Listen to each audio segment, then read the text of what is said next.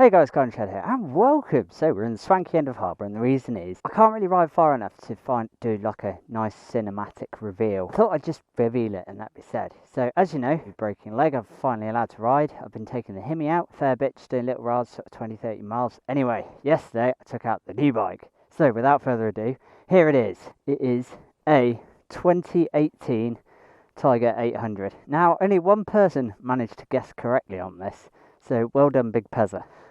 Apparently, the picture on social media I posted of it under its covers, the side stand gave it away. And it's done 4,500 miles, so it's pretty low mileage. Oh, there we go. My leg strength's still not back to normal. It's going to take a while, so it's a bit of an effort, even a slight slope, to get it off the side stand. Now, you will have to bear with me. My riding may be a little bit ropey.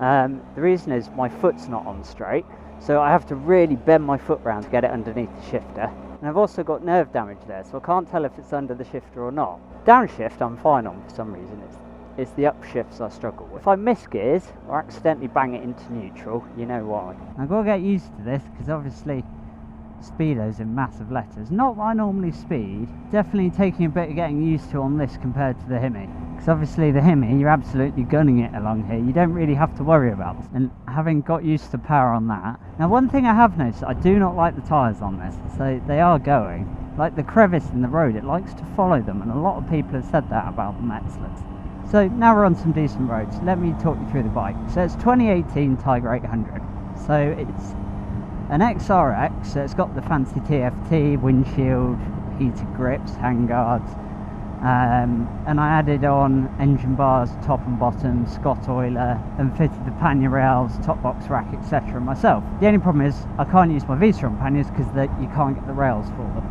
It's a bit annoying because they've changed the design of their rails. You know, as you guys are aware, the V-Strom had to go because of the issue with the frame. It was basically rusting from the inside out because it hadn't been prepped properly during manufacture. So long and the short of it was Suzuki refused to do anything about it. I had a very in-depth talk with the dealer about my options, and they promptly realised that it was in their best interest to buy the V-Strom back from me. And that's enough of that. Now, I'm not one to resort into those measures, but essentially I had 3 different reports telling me it was a fault during manufacture. So either it was Suzuki under warranty, or warranty isn't legally binding, or it was the dealer as the retailer who was liable. I always said if I was going to get rid of my V-Strom, I wanted something that was a little bit lower and a little bit more powerful. Tiger, it's an 800mm seat height rather than 820 that my V-Strom was, and it has about 100 brake compared to about 65-70 that my V-Strom had.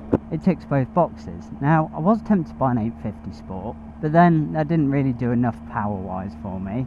The 900 was a bit pricey, and then I was having a flick through on Auto Trader. I was sat at home with a broken leg, so I couldn't go view it, ride it, etc. So it's barely running. It's got loads of the toys, and more to the point, I could get, and I went through and costed it up and went, okay, right, what does it need? It needs engine bars, it needs a top box, pannier rails. I'd rather have a Scott oiler on my big touring bike just because it's less faff. All of that added together was less than an 850 Sport standard, untouched. The only downside to this over, you know, the new Tigers, the 850 and the 900, is the seat. I forgot on it because it had been a while since I've ridden my dad's, about 4 years. I'd forgotten the seats on these are a little bit wider, so it's not quite as low as I was expecting, although it's still lower than the V-Strom. But there aren't very many options for adventure bike for short people. I mean, you've got Himalayan. Trace 700 is quite tall. Apparently the Tracer 9 has a low seat, but again, they're brand new. The previous versions are 840mm. I'm not buying a Ducati.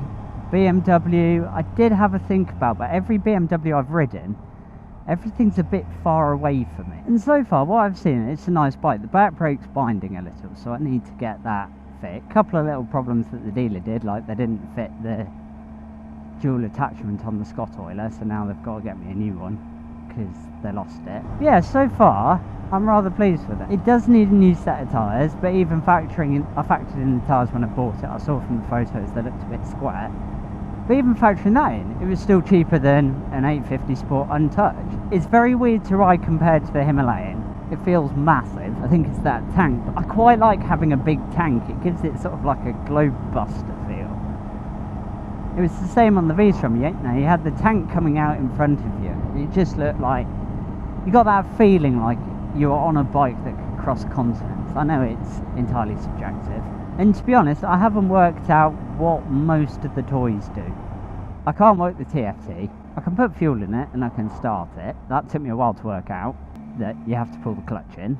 And I know, for example, it's only got a little bit more power than the V-Strom, but it feels a lot faster. Apparently this version spools up a bit quicker. And it just feels a bit more exciting to ride than my dad's. Feels nice and agile as well. It holds its weight quite high up, like the V-Strom did.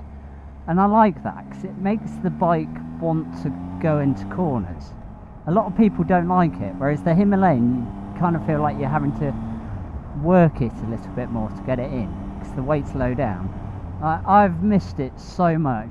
I jokingly said to, I think it was Keith Madmonk, I was one step away from being sat on the sofa in full bike kit making brum brum noises. I'm taking a safe route because what I've found the limiting factor in my ride is not necessarily my ankle muscle, but one of the screws that they put into the metalwork.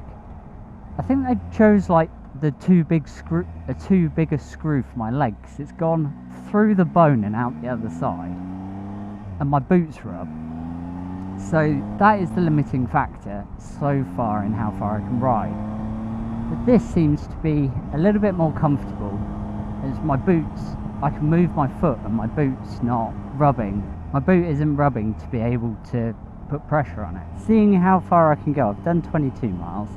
My furthest so far is 30. I want to try and hit 60 because I've got to take this to get it sorted. And it's about 60 miles away, but I can go the main road route, which means less shifting. Although I have thought that the next time I go to the Tiger factory, the Triumph factory, I can't go on this. Like, everyone wants to go, you know, Triumph factory. If you have a Triumph, it's the place to go. I can't do it. I've been on every bike apart from a Triumph, and so I've been on a Kawasaki, a Honda, a Suzuki. I need to take a Royal Enfield. Might have to borrow Dad's BMW. I'm not quite sure how to get to the preload adjuster. I tried a screwdriver, but it wouldn't budge, and I'm at risk of rounding out the bolt. So I had a look on eBay, and you can get some sort of gadget. So there we have it, my new bike. Thank you ever so much for watching, and take care.